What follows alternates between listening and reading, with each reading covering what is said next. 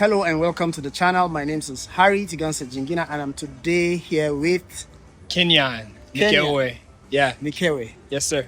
This channel is about travel, adventures, but today the story is a bit different. It's a twist. Africans in diaspora. Wow. Welcome to the channel. Why would I leave the comfort of the United States of America to move to Kenya, bro?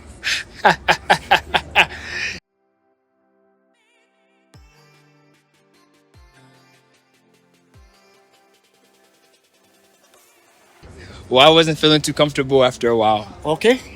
To be honest, Yeah. my whole motive was land. Okay. I wanted to be able to homestead. Okay. Homestead. I wanted to be able to grow my own food. Yeah.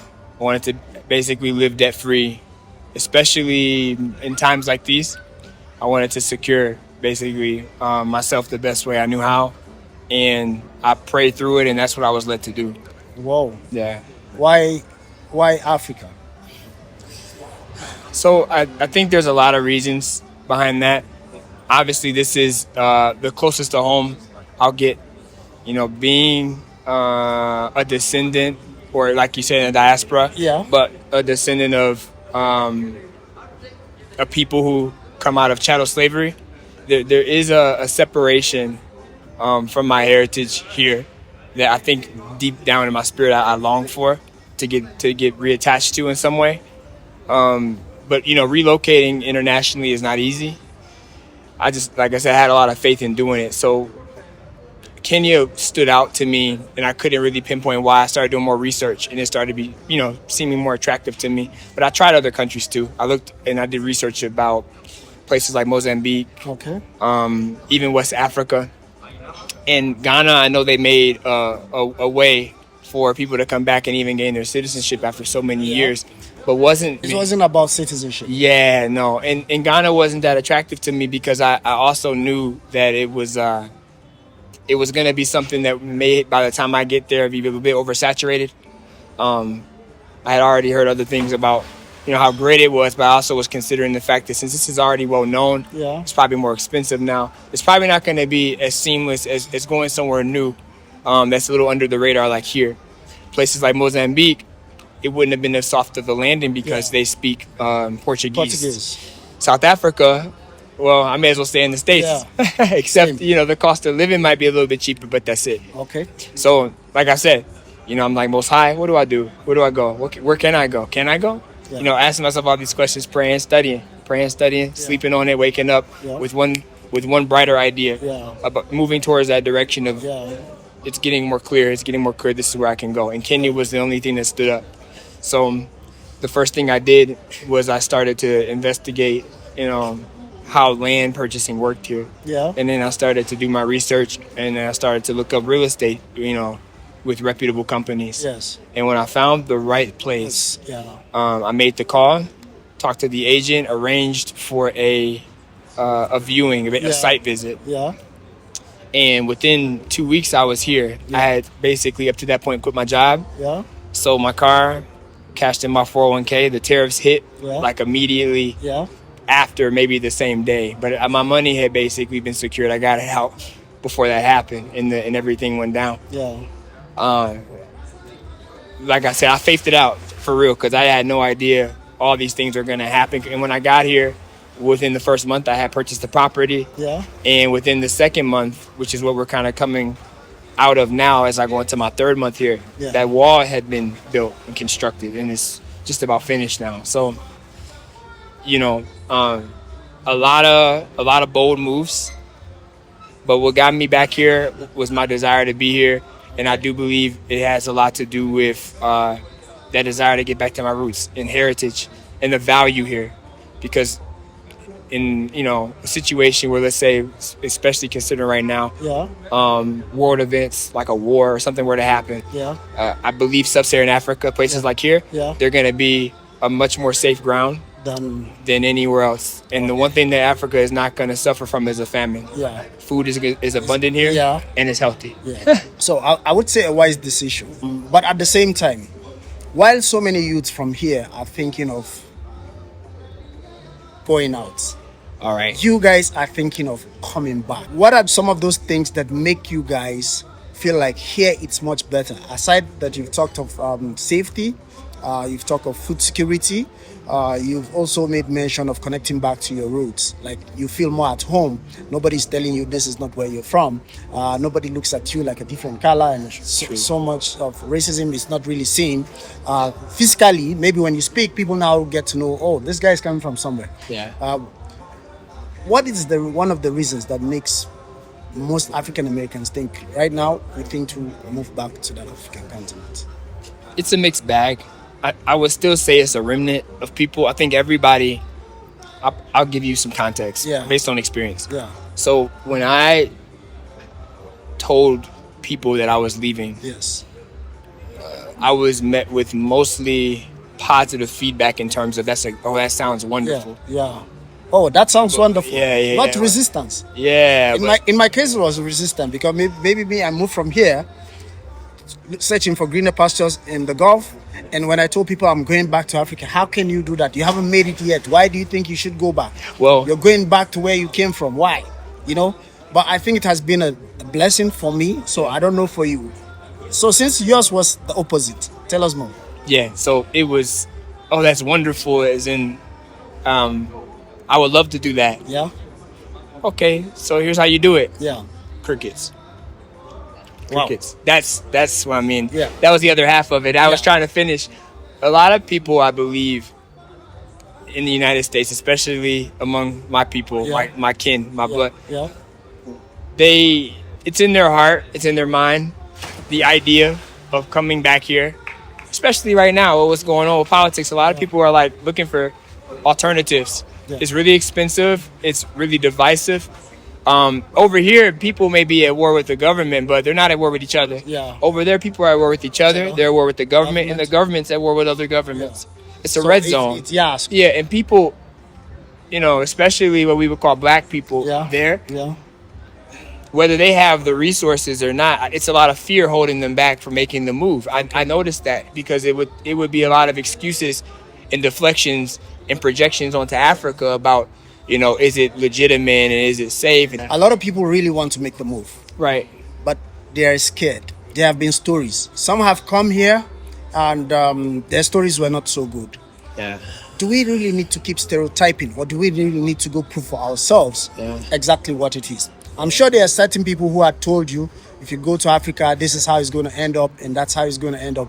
But you just felt you wanted to go with your prayers and as well as where your heart was leading you. Yeah. You just felt like you needed to just do it your own way. Yeah. I'm a very spiritually minded person. I'm very faith-based, and I don't do anything without getting my Father's consent and blessing. Okay. And I'm all in. Like I'm not like a halfway person.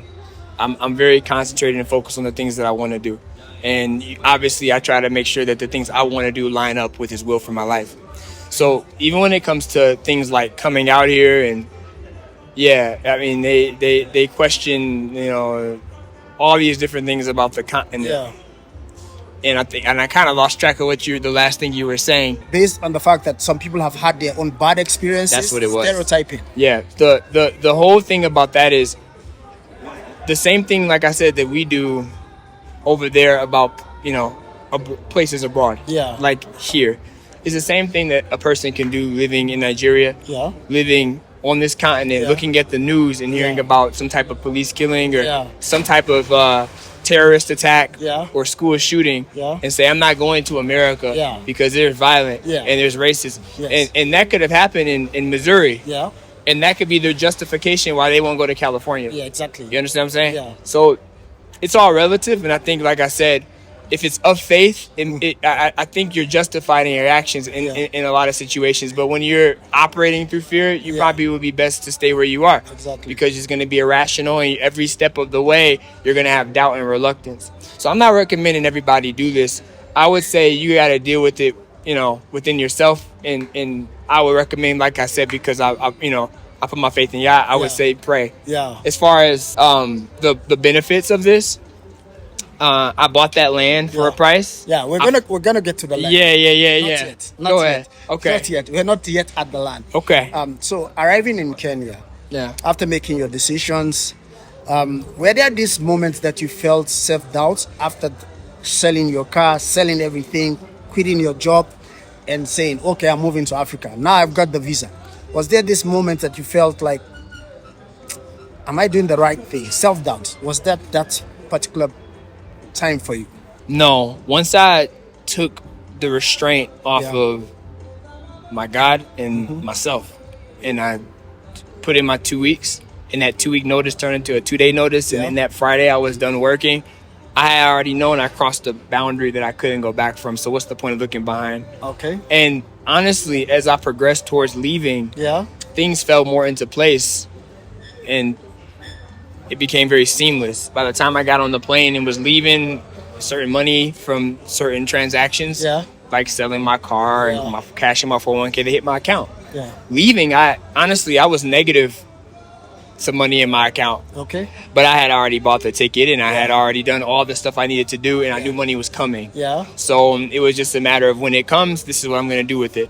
Okay. I didn't have that doubt because, like I said, I believed, and I realized that no matter what, whether it was an irrational decision, hasty or wise, and just had something I need to figure out as I go along, that my God was with me. He provided for me no matter what. That I was never going to be left for, or forsaken. That my motives and my intentions are good.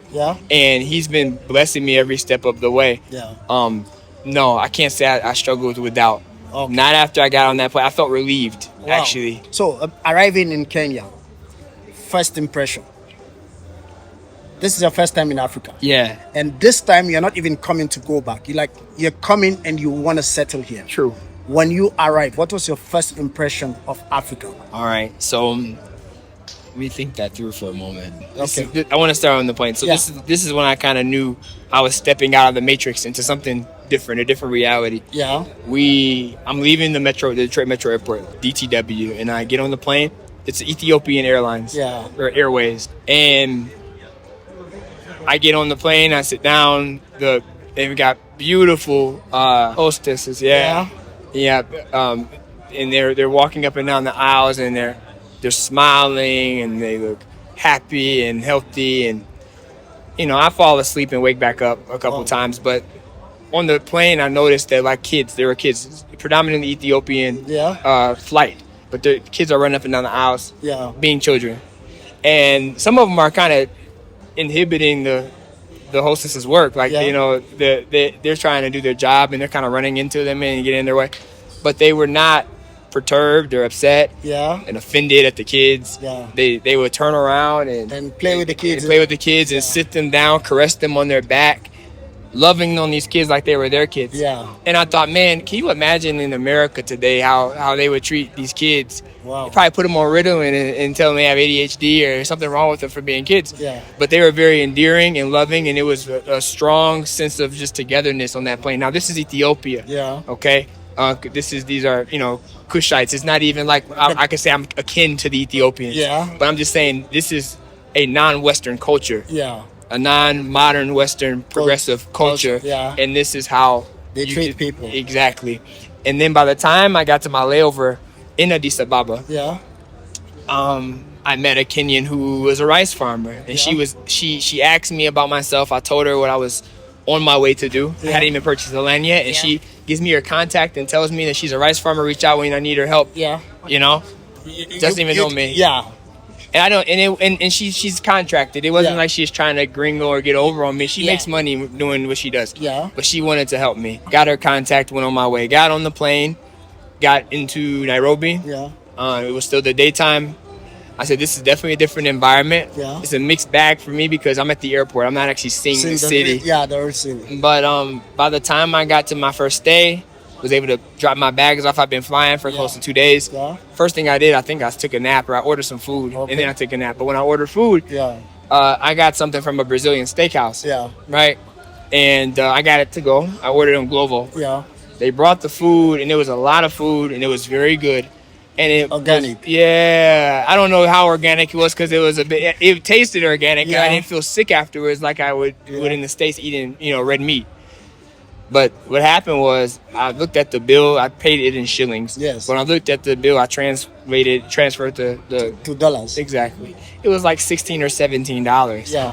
And I know that kind of meal at a Brazilian steakhouse in the United States would be at least 50. Whoa. You know, close 3 to times. 50. Yeah. And I'm like, okay, I'm home. I'm home. Yeah. And, I'm home. and as the days went on, I moved Airbnbs. Yeah. I stayed at Airbnbs. I rent now. I have an apartment here. Yeah. Apartment, and then obviously the land. Yeah. Which is owned outright. Yeah. But when I went to the Airbnb, they were very welcoming. Yeah. And the people, like I said, it's not. I know the ones who travel for the women. They talk about the women. I would say that too. But all of the people, they're very. I've made friends here. Yeah. Men, you know, Real people. real, like I said, yeah. Even among the men, I feel like I can Yeah. trust. Yeah. You know, I'm on guard all the Yeah. time, watching, making sure. Yeah. But these people are really genuine and humble. It's a humble country. Yeah. So, getting here, the culture shock was Yeah. simply just how there was a weight lifted off of me, and certain traumas and dramas that I was used to and living in and didn't realize I had. Yeah. I didn't need to carry them anymore here Yeah. Was it underrated or overrated? in Nairobi. Yeah. I couldn't say, because most of what I would see online prior to getting here about Nairobi were people living a different type of lifestyle than me. Yeah. And I still haven't gone out to clubs or bars. That's Yeah. not what I do. Yeah. So I couldn't go after seeing it online Yeah. and then go to it and then say this is overrated, this is underrated. Yeah. For me, I'm talking in terms of infrastructure, Oh, yeah. development, Yeah. civilization.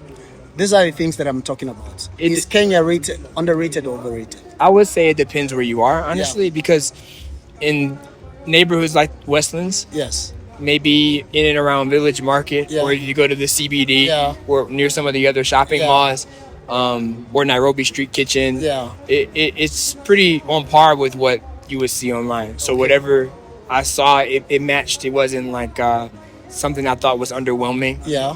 or and I didn't necessarily get more than what I expected either. Yeah. Actually, the food was pretty good. Yeah. in Nairobi you Street like Kitchen. food. You like Yeah, food. the food is good. So I can see your African genes really talking. That's Yeah. your Nigerian genes talking, because Nigerians love food. So Yeah. the food is the most important part for a Nigerian first. Yeah. That's one thing we talk about. So yeah, it has been a journey. It's been 3 months since you arrived. yeah. And you've really been able to acquire property. How would you rate acquiring property here in Africa and acquiring property in the United States of America? So in the U.S., I had a mortgage, Yeah. and I had an agent who basically took care of all of that. Yeah. So I can't really compare, because here I had I had an attorney, Yeah. and I had obviously the real estate agent, Yeah. and it was purchasing land, Yeah. not purchasing like a condo. Yeah. So it would be like comparing apples to oranges, Yes. and then apples to oranges from different continents. Yeah. So I couldn't really answer that one clear.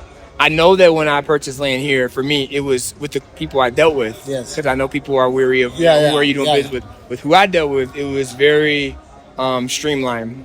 There wasn't a lot of really any confusion. It was just a matter of just asking the right questions, getting to the bottom of things. I didn't buy it right away. I saw it right away. Yeah. And then I ended up kind of changing on plots. I wanted 2 different plots than the initial 2 that I put a deposit down to hold, which is like $100 US. Yeah. And when I ended up getting the ones I had, I felt very content and very relieved. And after making the purchase, I didn't feel like that was like the wrong thing. I felt like that was a great investment. Yeah. Because like I said, when I purchased the land at the set price, and then I fortified it with the fence, and the gate. Yeah. Looking at that now, it's worth way more than the 2 of those things put together, and it's only been a couple months. I could flip that. Yes. But obviously, I'm going to build it into a Yes. compound. Yeah. I couldn't compare the 2 though. Okay. I just know that what I went through here. They're just relative. Yeah. Depending on where you're coming from. True. What kind of deal you want. Yeah. So, in terms of pricing, cost of. Yeah. Yeah. If you had the same value of money back in the United States where you are, and having the same value of money here in Africa, how would you rate the level of investment? Would it have been equal, or would you be able to acquire similar property, live the kind of life you're living, if you're going to spend the same amount of money back in the US? No. Not at all. Yeah. To be honest with you, it would be like So let me just give you a little bit of background Yeah. on the property. Yeah. Maybe not for you, but for the people watching. It's half of an acre in the Great Rift Valley. Okay. Okay. My property sits near a big freshwater lake Whoa. that has hippos in it on one side. Whoa. It's near Hell's Gate, which Yeah. is Naivasha. yeah, It's not in Naivasha. it's a big inspiration for the Lion King. It's beautiful. Yeah, the Lion King. I think a lot of the Simba, lion, all of that, they get yeah. a lot of that from that area. Yeah. Hell's Gate, Yeah. which is a national park. Yeah. Longonot is right over here. Yeah. I want to say a celebrity named Khalees actually bought like Yeah, 300 Khalees, acres. yeah. Yep, and basically, and I ran into her at the Village Market, by the way. Oh, I didn't speak long. Oh, you Yeah, ran she into her? was with her kids. I didn't want to bother her. Okay. How you doing? Hi. Yeah. Kept it moving. But Yeah. basically, I'm sitting in like paradise. Yeah. It's beautiful. The Yeah. air is beautiful. The land is fertile. Yeah. It's great for growing food. Yeah. Um.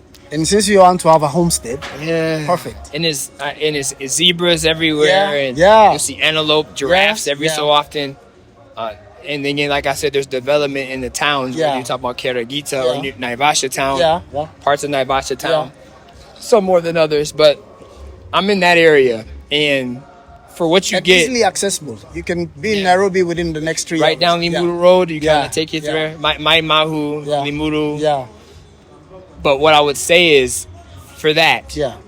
meaning the property and the where it's at, Yeah. what you get, the Yeah. view, Yeah. the atmosphere, Yeah.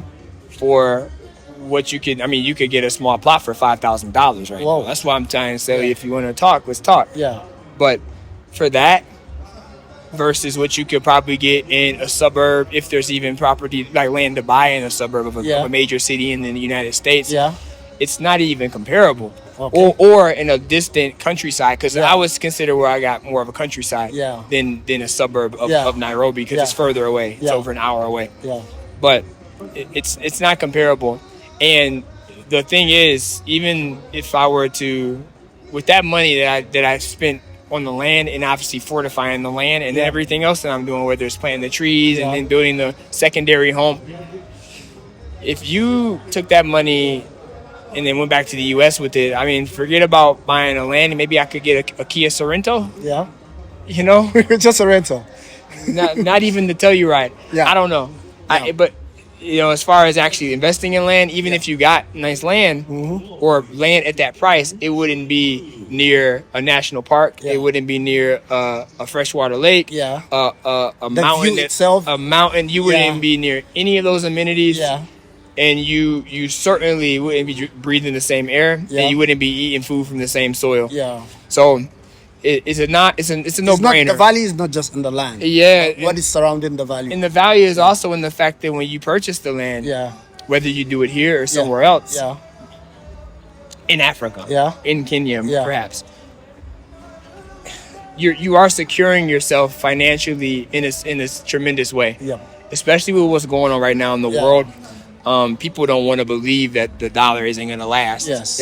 People don't want to believe that, but when it happens, it's over. Yeah. And the numbers in your bank account Yeah. or the Would not dollars in your matter. pocket, but Would if not you matter. own something that can feed and Physical. house you, Yeah. that is space. Yep.